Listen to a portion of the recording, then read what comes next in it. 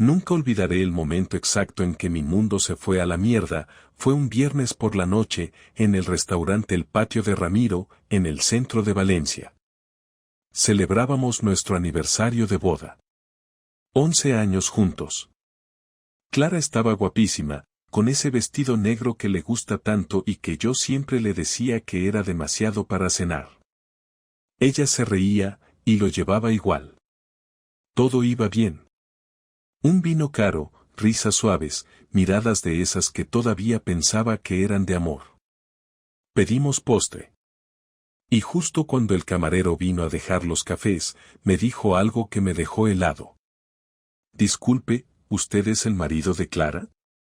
Preguntó en voz baja, mirándome con cara de compasión. Le dije que sí, medio riéndome, sin entender. Pensé que era una broma o algo raro. Lo siento, de verdad. No debería meterme, pero no puedo más con esto. Ella viene aquí entre semana.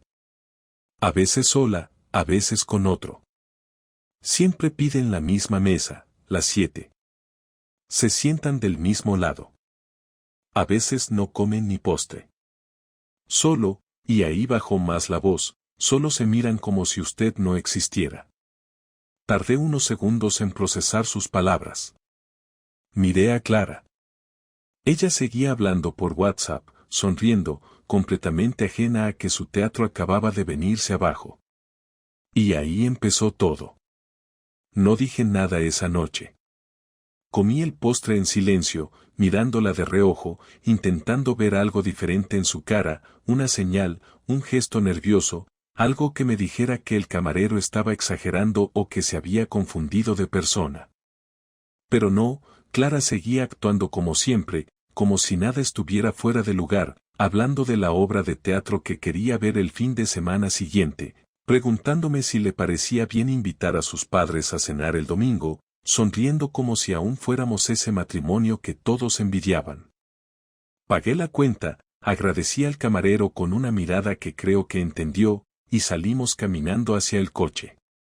Todo el camino de regreso fue una especie de niebla, no recuerdo si hablamos, no recuerdo si puso música o si fue en silencio, lo único que recuerdo con claridad es que me ardía el estómago, como si hubiese tragado un puñado de clavos. Esa noche dormimos juntos, pero no dormí. Me quedé mirando el techo durante horas, repasando cada salida suya, cada excusa, cada tarde que dijo que se había quedado en el instituto preparando exámenes, cada viernes que dijo que había salido con sus compañeras de trabajo. Empecé a sumar, a reconstruir rutinas, a recordar comentarios sueltos, esas veces que llegaba con perfume diferente al que usaba normalmente, o cuando se duchaba nada más llegar a casa, como si necesitara borrar algo de su piel.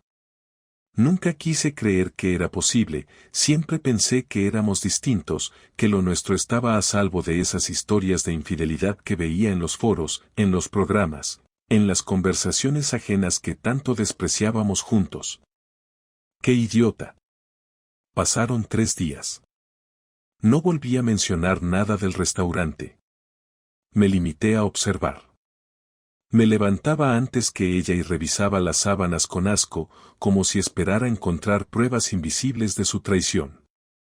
Revisaba los recibos del supermercado, los extractos bancarios, incluso el kilometraje del coche.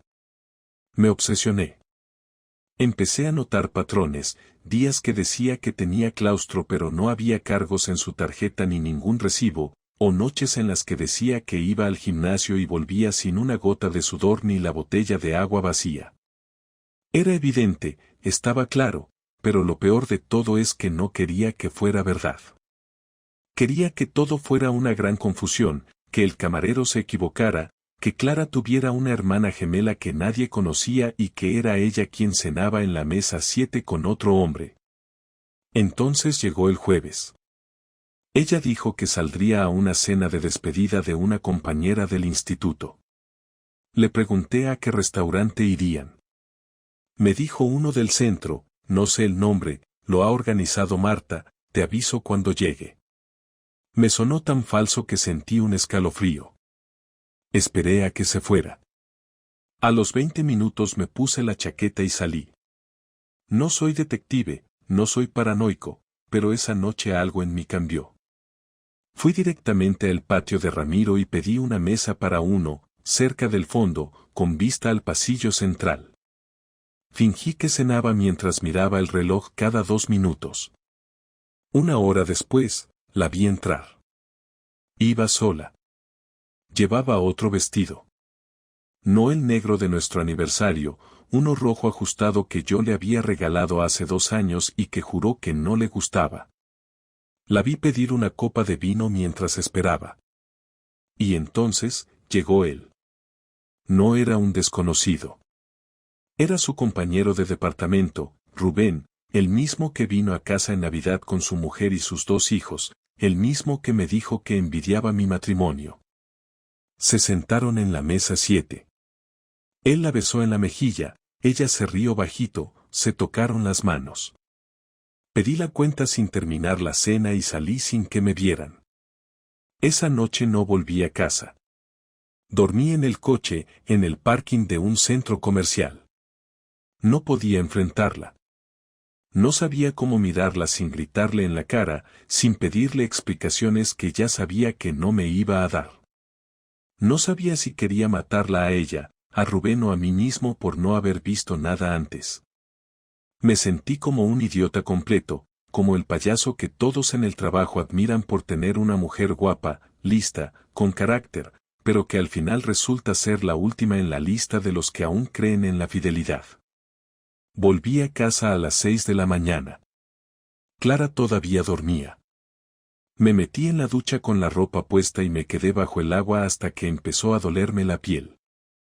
Salí, me sequé, me senté en la cocina y escribí una lista. No de compras, como aquella del restaurante. Una lista de preguntas que iba a hacerle. Sin gritar, sin golpes. Solo preguntas. Necesitaba oírla decirlo. Necesitaba confirmar que lo que vi era real, que no me lo había imaginado. Aunque ya sabía la respuesta. No hice nada durante el desayuno. Ni una palabra. Clara notó algo, se notaba en cómo me miraba entre cucharada y cucharada de cereales, pero no dijo nada, quizás pensó que era por el trabajo o porque había dormido mal. Yo tampoco le pregunté cómo le fue en la cena de despedida. Fue el día más silencioso que recuerdo en casa. Las niñas estaban en el colegio, yo tenía el día libre y ella no tenía clases por una huelga de profesores. Pasamos toda la mañana bajo el mismo techo, en habitaciones distintas, cruzándonos en el pasillo sin rozarnos. A las 3 en punto, cuando el sol entraba a través del ventanal del salón y no había ruido más que el de los coches de la calle, me acerqué a la mesa y dejé mi móvil frente a ella, con la foto abierta de ella y Rubén entrando juntos al restaurante. Clara tardó un par de segundos en reaccionar.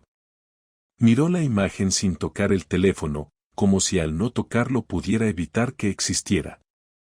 Después levantó la mirada y me dijo lo más ridículo que pudo haber dicho en ese momento. No es lo que parece. Me reí, no porque hiciera gracia, sino porque me pareció tan absurda esa frase que no pude evitarlo. Me senté frente a ella y saqué el papel que había escrito la noche anterior. No quería irme por las ramas, así que le hice la primera pregunta en voz baja, sin rabia, solo con la voz de alguien que ya sabe la respuesta. ¿Desde cuándo? Ella no respondió de inmediato. Cerró los ojos, se frotó la cara y dijo, con un tono cansado, casi resignado. Unos 5 meses. Me costó respirar en ese momento, como si de repente el aire se hubiera vuelto más espeso. No por la cifra, sino porque lo dijo tan tranquila, sin lágrimas, sin pánico, como si me estuviera diciendo cuánto tiempo llevaba yendo a Pilates. Le pregunté si había dormido con él. Asintió. Le pregunté si usaba la casa de alguien, un hotel o el coche. Dijo que usaban un piso de alquiler de Rubén en el barrio de Ruzafa. Le pregunté si alguna vez había traído a Rubén a casa mientras yo no estaba. Dijo que no. Le pregunté si pensaba dejarme. Me miró a los ojos por primera vez en todo el día y me dijo que no lo sabía. No lo sabes, Clara. No sabes si quieres seguir conmigo o no. No lo sé, Javier. No es tan fácil como tú crees. Me levanté de golpe, la silla se cayó detrás de mí. Ella se asustó, pero no hice nada. No grité, no golpeé nada, no insulté. Me fui al dormitorio, cerré la puerta y estuve ahí más de una hora mirando la pared. No podía entender cómo después de todo lo que habíamos vivido, ella tenía la cara de decir que no sabía si quería seguir o no.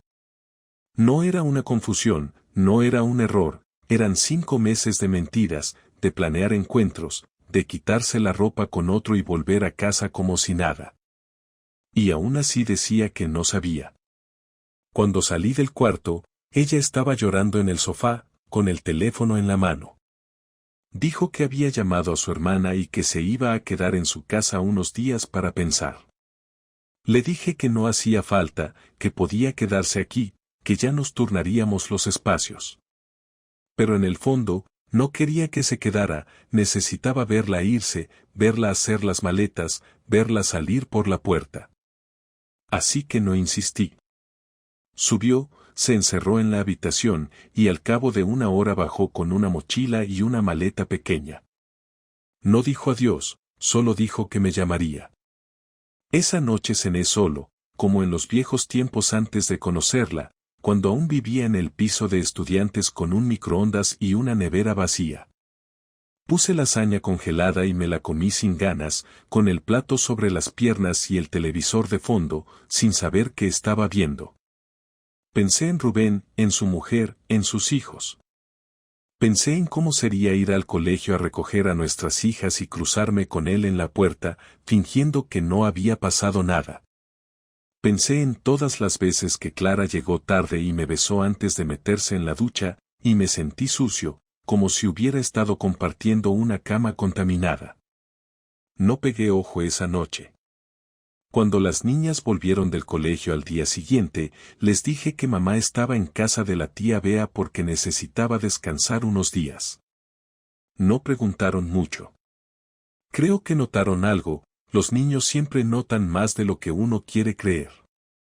Me limité a decir que todo estaba bien y que no había motivo para preocuparse. Pero todo estaba lejos de estar bien. Era como si acabara de descubrir que llevaba años viviendo con una extraña, una mujer que sabía mentir con una naturalidad espeluznante. A las 3 de la mañana, mientras las niñas dormían y yo seguía en la cocina con una cerveza caliente entre las manos, recibí un mensaje de Clara. Decía, perdóname. Solo eso. Ni una palabra más. No respondí. No podía. Porque no había nada que pudiera escribir que cambiara lo que ella ya había hecho. Y lo peor de todo es que apenas habíamos empezado a desenterrar la mierda. Sabía que lo peor todavía estaba por venir. No fui a trabajar al día siguiente. Llamé a mi jefe y le dije que tenía asuntos personales que atender, sin más detalles. Me encerré en casa con el portátil y empecé a buscar abogados. No quería hablar con nadie, no quería opiniones, no quería consejos, solo necesitaba información concreta, clara, legal. Encontré uno que parecía eficiente, especializado en divorcios y custodia. Le escribí un correo y a las 2 horas me respondió con una cita para la tarde. Las niñas se quedaron con mi hermana, que no preguntó nada, solo vino, las recogió y se fue sin hacer comentarios. Agradecí eso más de lo que pude decirle. Cuando llegué a la oficina del abogado, llevaba una libreta llena de fechas, nombres, lugares y cada cosa que recordaba que Clara había dicho en los últimos meses y que ahora tenía sentido. Le mostré todo. Él fue directo, sí, había base para un divorcio con infidelidad como causa, sí, podía pedir custodia compartida y sí, todo se complicaría si ella decidía pelear. Volví a casa con un plan. No iba a gritar, no iba a insultar, no iba a hacer drama. Quería que Clara supiera exactamente cómo se sentía ser tratada con la misma frialdad que ella había usado conmigo. Así que hice lo que ella no esperaba. Fui amable. Le escribí un mensaje: podemos hablar mañana por la tarde, cuando traigas a las niñas. Ella respondió con un simple vale. Al día siguiente, llegó puntual, con esa cara de quien no sabe si va a ser perdonada o escupida. Le abrí la puerta, le ofrecí un café y la hice sentarse en el salón. No se lo esperaba. Estaba nerviosa. Le dije que había ido al abogado. No levantó la mirada. Le dije que iba a pedir el divorcio, pero que antes necesitaba que escuchara algo. Fui a la habitación, saqué la grabadora que había comprado esa misma mañana y la dejé sobre la mesa. Era pequeña, barata, pero grababa con una nitidez absurda. Le di play. Sonó su voz. Era una conversación que había grabado ella misma sin darse cuenta cuando hablaba con Marta por teléfono, una conversación que encontré en su antiguo móvil que aún estaba enlazado con la nube. Hablaban de Rubén. De cómo se escapaban en horas libres. De cómo ella le decía que conmigo solo era rutina. De cómo una vez casi se cruzaron con una amiga mía en un bar y tuvieron que salir corriendo. Clara palideció. Me miró sin decir nada. Le dije que tenía todo guardado, no porque quisiera chantajearla, sino porque quería tener el control de esta situación, porque ya no iba a permitir que ella decidiera cuándo hablar, cuándo mentir y cuándo llorar. Le dije que no quería volver a verla llorar frente a mí, que sus lágrimas no me importaban, que había pasado la línea y que no tenía perdón. Le dije que si intentaba pelear por las niñas, mostraría todas esas pruebas. Que no pensaba ser el padre que sale de casa mientras el amante de su exmujer se muda al dormitorio. Que si Rubén ponía un pie cerca de mis hijas, haría todo lo posible para quitársela. Ella no dijo nada. Solo se quedó sentada, en silencio, con los ojos clavados en el suelo, sin fuerzas para discutir. Esa noche, empecé a mover hilos. Hablé con el administrador de la comunidad, le pedí que retirara su nombre del buzón y del interfono. Cambié la contraseña del Wi-Fi, del sistema de alarma y de todas las cuentas compartidas. Cancelé las tarjetas secundarias y saqué el dinero de la cuenta común. Lo transferí todo a una cuenta nueva, a mi nombre. No era venganza económica, era protección. Clara me había demostrado que era capaz de ocultar cosas durante meses, así que yo no iba a darle margen para que me jodiera más. El día siguiente fui al instituto donde trabajaba Rubén. No entré. Esperé fuera, en el coche, hasta que salió a la hora del recreo. Bajó las escaleras con su chulería habitual, hablando con dos compañeros. Le hice señas para que viniera. Me reconoció y dudó un momento, pero se acercó. No le grité. No le pegué.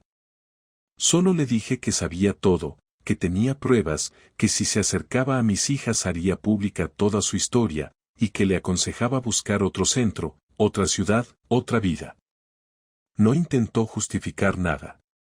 Solo dijo lo siento, bajó la cabeza y se fue sin más. No necesitaba más.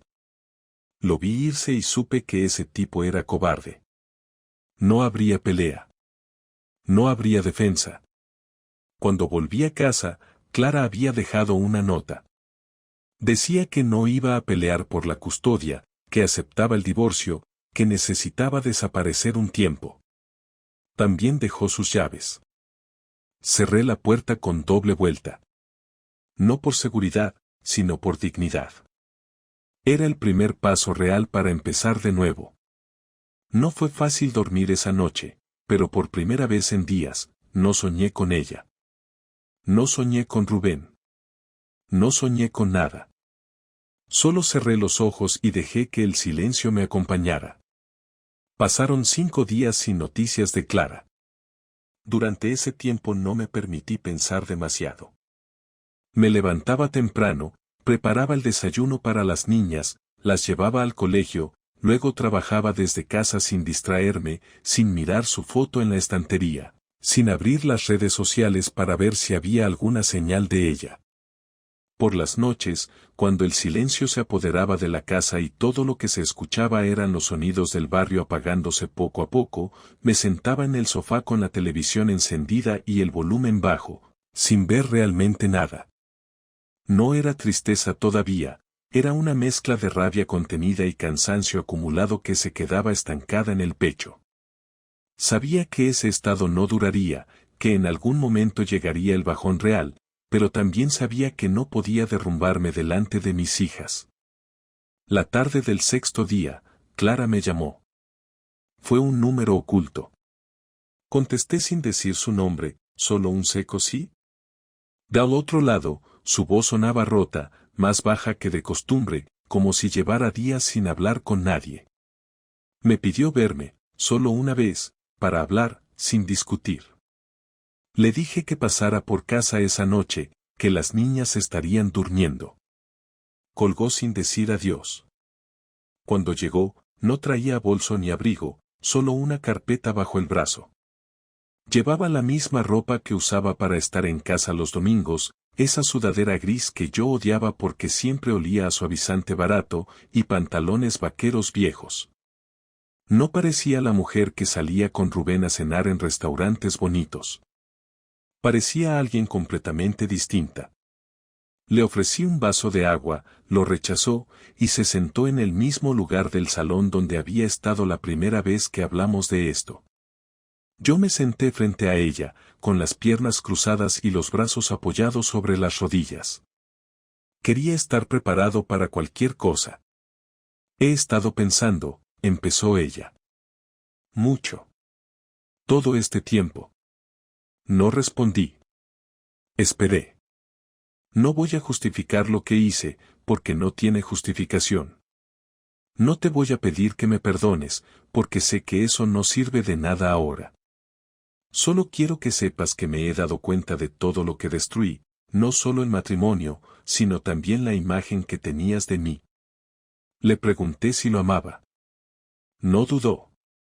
No. Pensé que sí, pero no. Era una forma de escapar de algo que yo misma no sabía que estaba mal.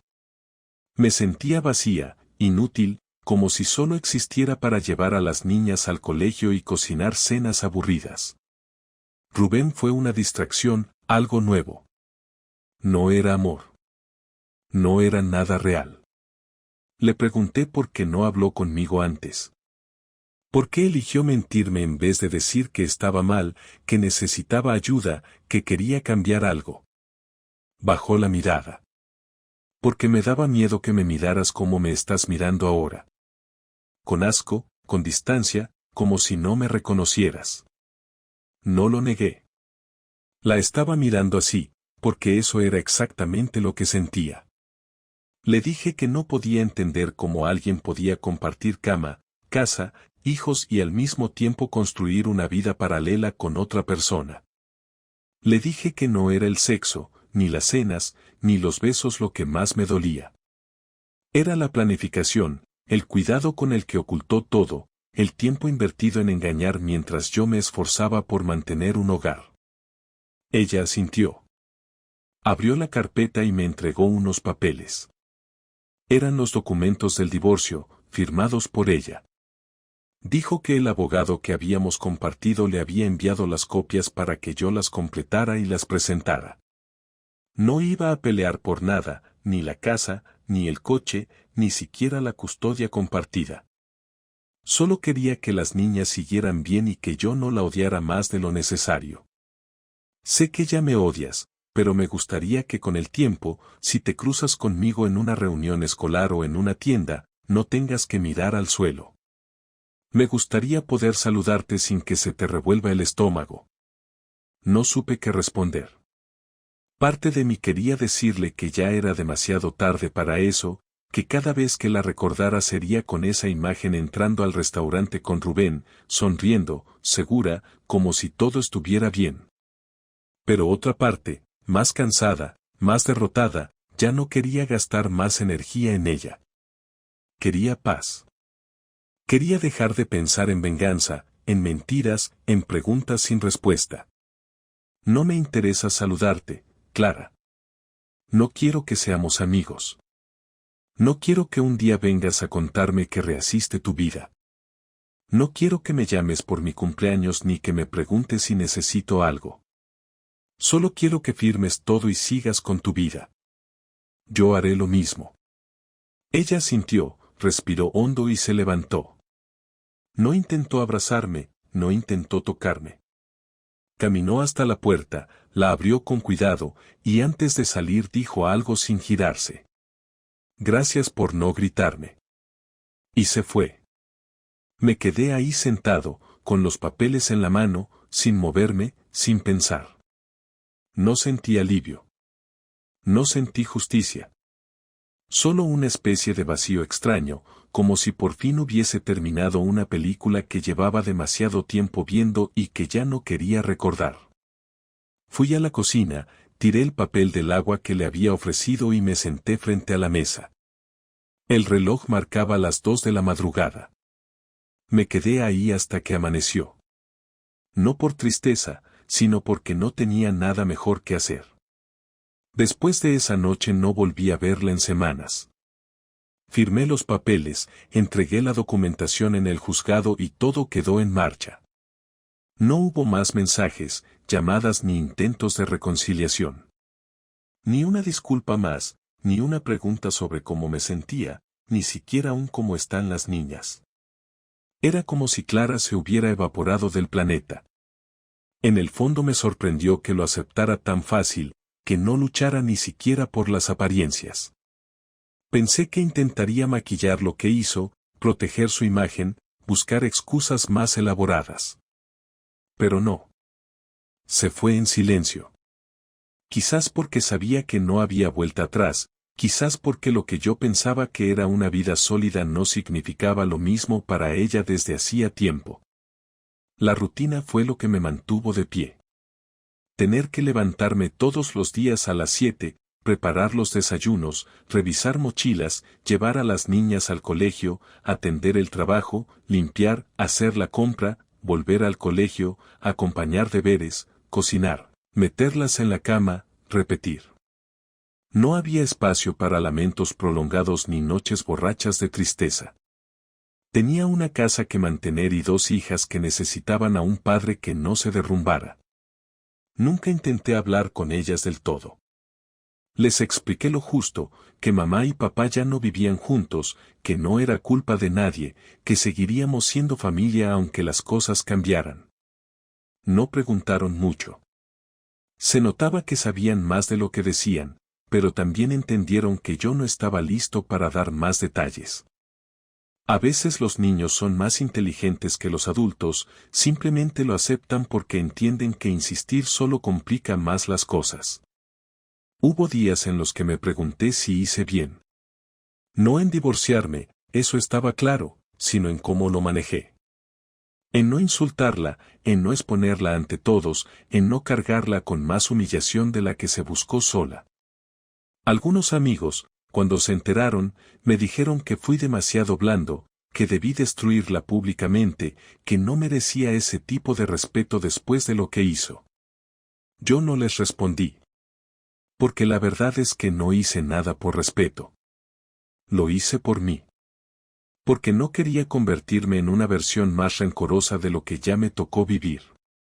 Porque sabía que si dedicaba mis energías a castigarla, me iba a quedar enganchado a esa etapa de mi vida por años. Y eso era justo lo que quería evitar. El día que llegó el correo del juzgado con la confirmación oficial del divorcio, no sentí nada especial. Lo abrí, leí las hojas, firmé donde tenía que firmar y lo volví a meter en el sobre para devolverlo. Era un trámite más. Como pagar una factura o renovar el seguro del coche. Lo que sentía había empezado a morir desde que vi a Clara sentarse en esa mesa con Rubén. Desde ese momento todo había cambiado, y el papel solo era una formalidad que venía a confirmar lo que ya sabíamos. Un mes después, vi a Rubén saliendo del colegio donde iba una de nuestras hijas. No estaba con Clara, iba solo, con cara de prisa. Me miró de lejos, me reconoció y bajó la mirada. No me acerqué. No tenía sentido. Lo había dejado claro la última vez que hablamos. No quería problemas ni escenas. Solo quería mantenerlo lejos de mis hijas y hasta el momento lo había cumplido. Eso era suficiente. Esa misma semana, Clara me escribió por primera vez desde aquella última noche. Fue un mensaje corto. Decía que había encontrado un piso pequeño cerca del trabajo, que si me parecía bien que las niñas lo visitaran un fin de semana para ver si se sentían cómodas. Le respondí con un sí, cuando ellas quieran. Y así quedó todo. Empezamos a intercambiar mensajes ocasionales, solo por temas de horarios, fechas, ropa, libros de colegio. No hubo conversación profunda ni intentos de retomar nada. Clara se convirtió en alguien con quien compartía una logística, no una vida.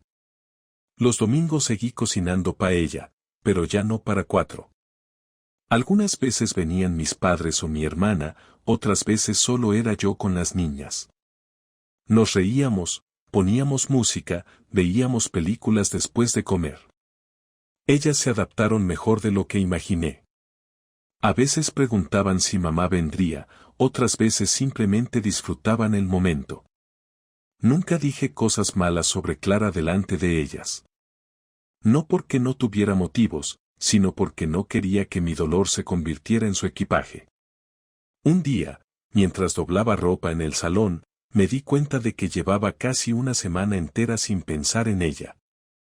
No en lo que hizo, no en lo que dijo, no en lo que destruyó. Solo había vivido, día a día, como se vive cuando uno ya no espera nada del otro. Y eso me dio una extraña tranquilidad. Me di cuenta de que la historia había terminado. No como una película con créditos finales, sino como una conversación que ya no necesita seguir. Me quedé un rato sentado en el sofá, en silencio, y después seguí con lo que estaba haciendo. No sé qué será de Clara en unos años, ni me interesa. Tampoco sé si algún día volveré a confiar en alguien de la misma forma. No me preocupa.